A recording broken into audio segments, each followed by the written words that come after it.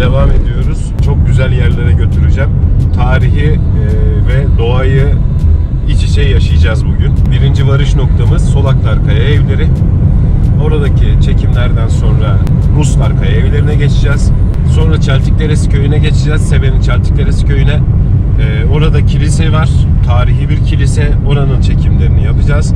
Ve en sonunda çekimimizi Fosil Ormanı'nda tamamlayacağız. Burada bir fosil ormanı var arkadaşlar. Çok önemli ve çok özel bir yer orası. Ve araştırmaların neticesinde de palmiye fosillerinin olduğundan bahsediyor. Yani zamanında burada o ağaçlar varmış. Oraları da size göstereceğim. Şimdi Solaklar Kaya Evlerine doğru devam ediyoruz. Kaya Evlerine de ismini vermiş olan Solaklar Köyü'nden geçiyoruz.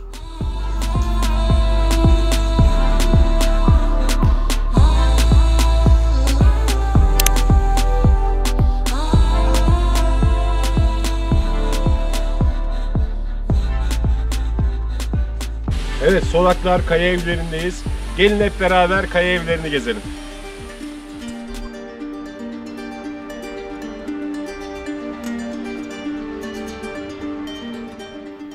Yukarı çıktığımızda sol tarafta yaşam alanlarının bulunduğu kaya evleri karşılıyor bizi.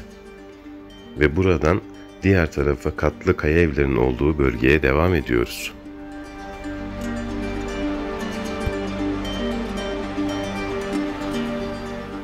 Kaya evlerine geçişte bariyer olmadığından dolayı çok dikkatli ilerlememiz gerekiyor. Katlı kaya evlerinin önüne geldiğimizde ihtişama hayran kalıyoruz. Üst tarafta yer alan kaya evlerine ulaşmak için yapılmış olan metal merdivenlerden yukarı çıkıyoruz ve konuta ulaşıyoruz.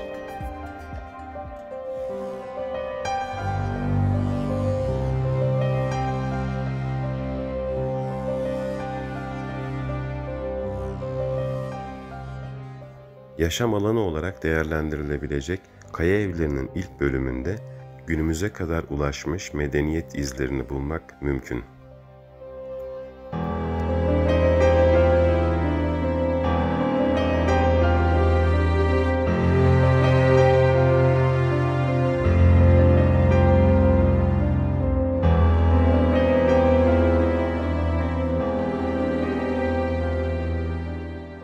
Evet, şimdi üst kata doğru gideceğiz. Üst katlara böyle bacalar yapılmış. Baca sistemiyle yukarılara doğru çıkılıyor. Biz de şimdi yukarıya çıkacağız. Yukarıdan da hem size görsel üretmek istiyorum, hem de aynı zamanda buralarla ilgili genel bir bilgilendirme yapmak istiyorum.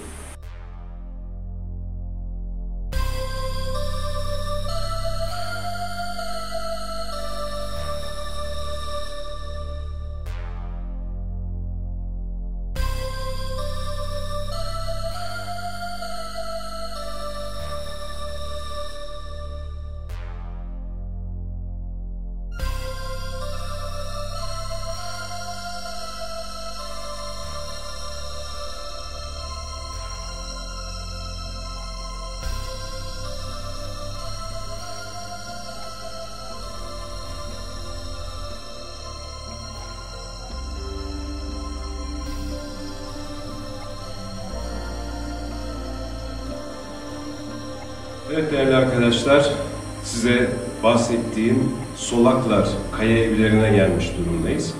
Bu kaya evleri Seben merkeze 4 kilometre mesafede yer alıyor. Solaklar Köyü sınırları içerisinde olduğundan dolayı da Solaklar Kaya Evleri denmiş durumda buraya.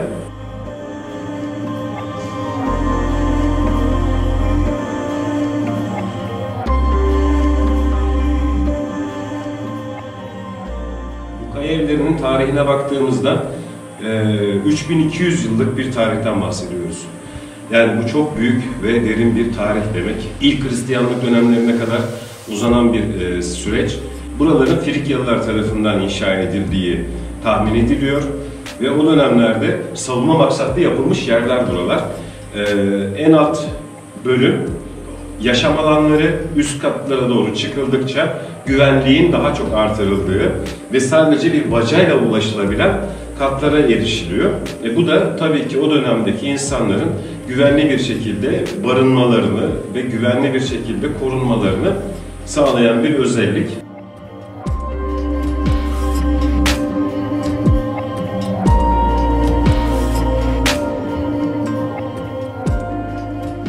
Yumuşak malzeme olduğundan dolayı bu taşlar oyularak yapılmış. Hatta burada bir sarnıç olarak nitelendirilebilecek bir çukur var bu odada. Belki de dışarıdan buraya bir kanalla su getiriliyordu. Yani kayaların üzerinden akan su belki burada biriktiriliyordu. Daha yukarılara doğru çıkacağız. Bakalım bir neyle karşılaşacağız. Gelin hep beraber devam edelim. Evet, şimdi bir kat daha yukarıya çıkacağız. Burası üst kata kadar bayağı uzun bir mesafesi var. Ve çok dar bir bölgeden yukarıya doğru çıkıyoruz.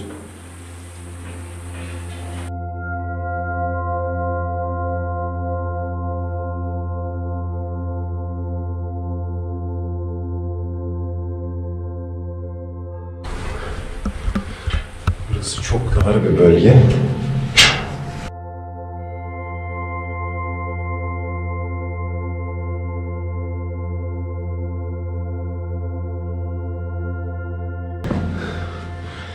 Burası karanlık.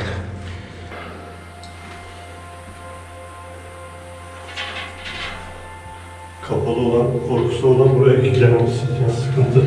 Kesinlikle. Hiçbir şey yok.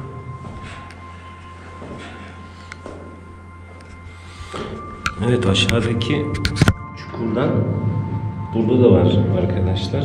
Bakın burada da şöyle bir kanal var. Muhtemelen bu kanaldan aşağıdakinde de olduğu gibi buralara su getiriliyordu. Evet. Ve buradan yine yukarıya bir çıkış var. Burası da oldukça yüksek. Buradan da çıkacağız arkadaşlar. Evet, şimdi buradan geçeceğiz. Çok dar bir yer arkadaşlar burası. Umarım sığabiliriz.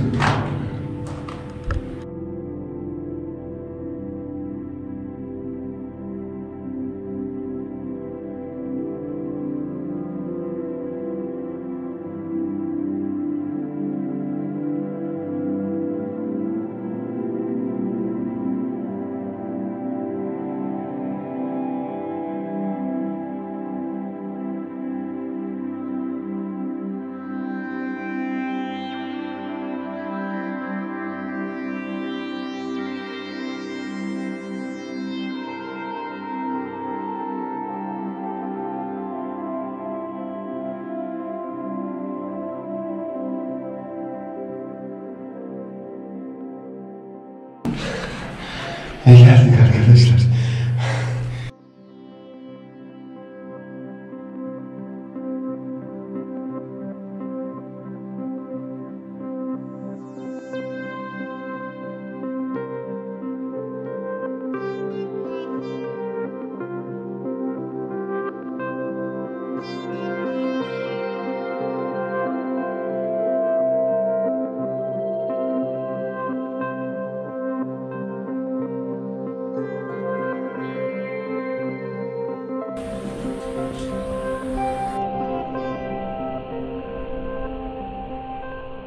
Şimdi en üst kata geldik.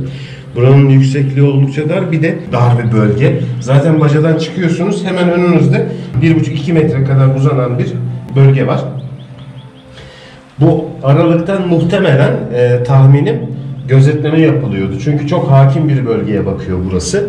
Ve tabii o dönemlerde güvenlik açısından da gözetleme yapmak çok önemli. Hala günümüzde öyle. Ve burada da muhtemelen nöbetçi bekletiliyordu. Çok uzak yerlere kadar görebiliyorsunuz buradan.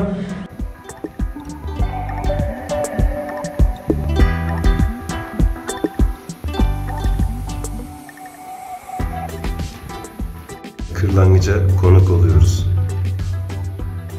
Şimdi yavaş yavaş aşağıya iniyoruz. O dar bacalardan.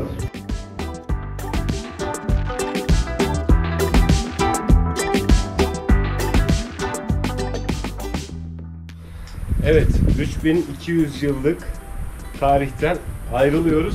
Burası genel itibariyle arkadaşlar baktığınızda çok ciddi bir nüfusa sahip olabilecek bir konuşlanma yok burada. Yani muhtemelen ufak bir koloni halinde yaşıyorlardı. Ama oldukça da güvenli yaşıyorlarmış. Şimdi Solaklar Kaya Evleri'nden ayrılacağız. Karşıda da Seven Belediyesi tarafından yapılmış olan bir işletme var. Hem bu kaya evlerinin tanıtımlarını yapıyorlar hem de aynı zamanda oraya gelen misafirleri ağırlıyorlar. Konaklama da mevcut. Bir de restoranı bulunuyor. Şimdi o tarafa doğru gideceğiz. Size orayla ilgili de bilgiler vermeye çalışacağım.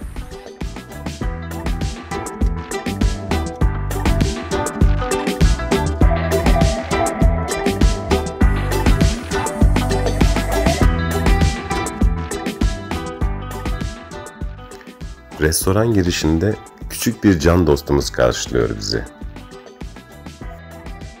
Ve 2 kanatlı olarak yapılmış olan büyük ahşap kapıdan restorana doğru giriyoruz.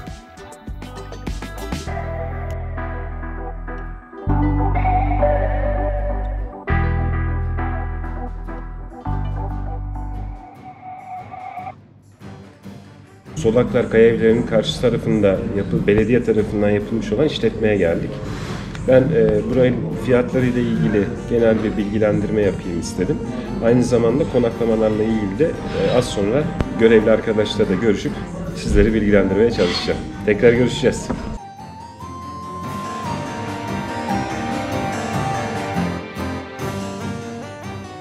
Evet, şimdi tesisten ayrılıyoruz yavaş yavaş.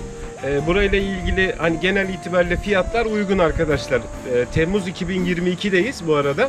Konaklamalarla ilgili bilgi aldık. Konaklamalarda genelde 2 kişilik odalar, şu şekilde evler yapılmış. Bu evler 2 kişilik durumda.